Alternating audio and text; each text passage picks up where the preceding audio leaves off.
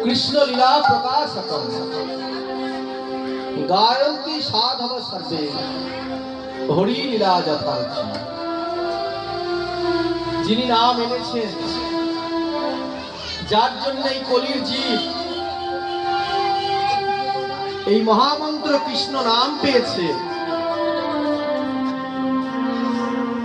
সেই মহাপ্রভুকে স্মরণ না করলে, তার গুণকীর্তন না করলে অপরাধ হয়। তাই রাধা গোবিন্দ লীলা পূর্বে একটু করে গৌর চন্দ্রিকা বা গৌর চন্দ্র আস্বাদন করতে হয়। তাই চলুন আমরা সকলে মিলে মধুময় শ্রীরাম বৃন্দাবনে যাব। তা বৃন্দাবনে যাবে কে? সর্বপ্রথম আমাদের মনটাকে আমরা বৃন্দাবনে নিয়ে যাব। আর বৃন্দাবনে গিয়ে কি দর্শন করবো? আমরা দর্শন করব রাধা গোপীনাথ, রাধা মদন মোহন, রাধা মাধব। আর কি দর্শন করব? শ্রী যমুনা আর সেই গোবিন্দের মধুর ধ্বনি, মধুর মুরলীর ধ্বনি আমরা শ্রবণ করব। কপট কপতির নৃত্য দর্শন করব। আর গাভীগণের হাম্বা হাম্বা শব্দ আমরা শ্রবণ করব।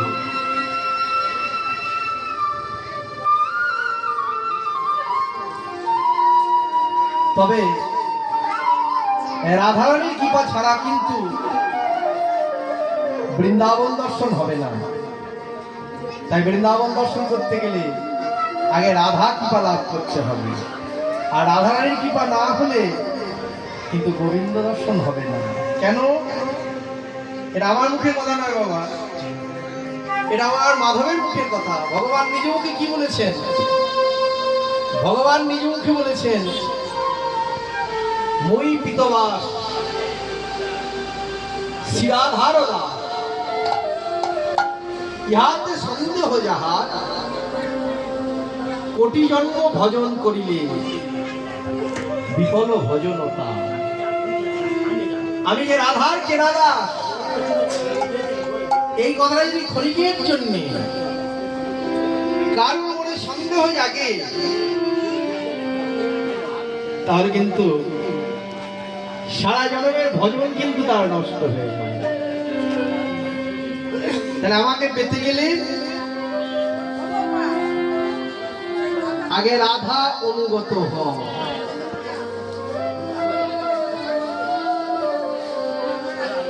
তাহলে আমরা রাধারানীর জয়গান করতে করতে আমরা বৃন্দাবনে যাব।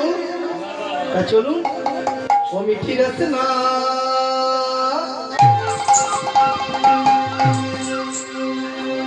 ও মিঠি রসনা, ও মিঠি রসনা लगाए राधा नाम की, मिठी रसना लगाए राधा नाम।